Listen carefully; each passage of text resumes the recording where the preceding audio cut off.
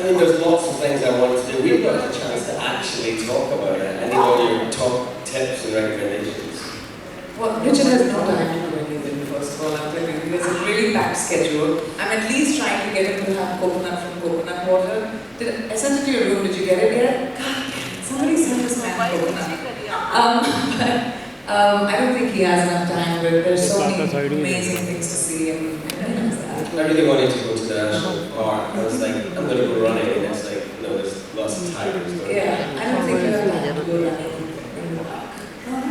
Nice, thank you so much for that. Priyanka, I mean, you need no introduction, but can I please do this because I love you, yeah? Super successful actor, producer, entrepreneur, author, okay, so all of this. But you've also become the first South Asian woman to lead a network TV show in the US. And the rest, of course, is history, so congratulations on that.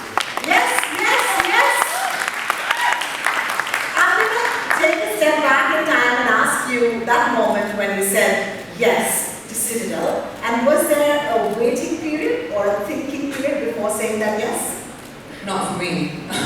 I was very clear. This conversation started about 5 years ago, and it's taken that long because the show is extremely ambitious, and there was a lot of development that happened. But what was presented to me by Jennifer Salke, who's the head of Amazon Studios, was she wanted to create an international, global franchise, which is an original IP, which truly connects the world. So when we talk about diversity, Amazon is very much about diversity, and true diversity is represented internationally, not just with having different skin tones, but hearing the way people speak, actually delving into culture.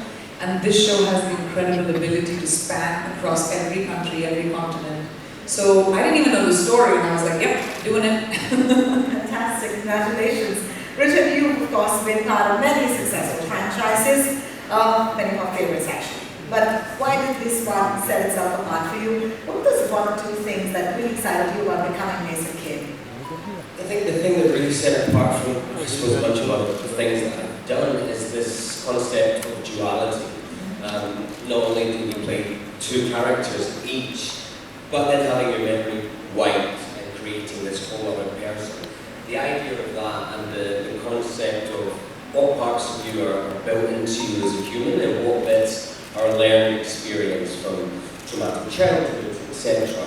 And how can we play with that concept of our own humanity? That's what we're really drawn to.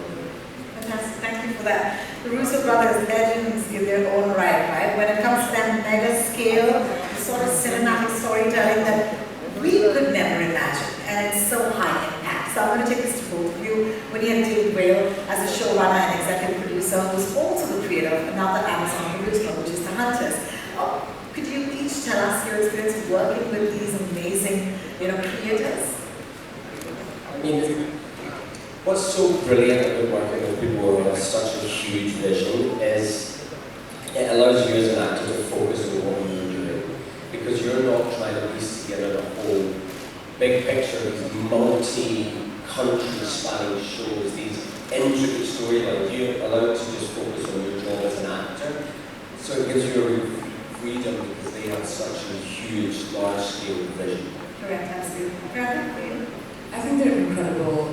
Working with Joe, Anthony, and the whole Agbo team, bringing in David, there was such a sense of collaboration that they had with us. They trusted the actors.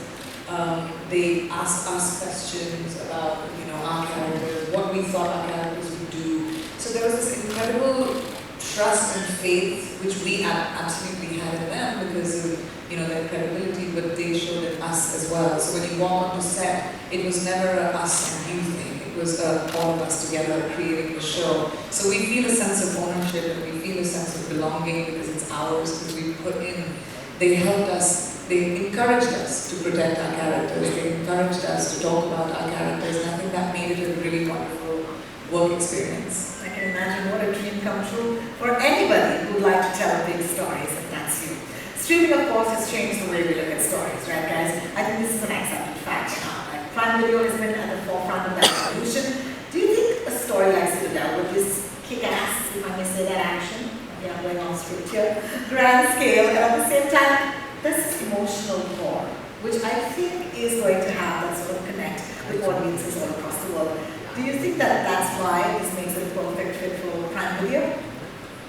I think so. I think Prime Video is tremendously global, and they have a quest to make sure that they touch diversity across the world, and they tell stories and hyper-specific stories from around the world and connect people just the way streaming has connected the world.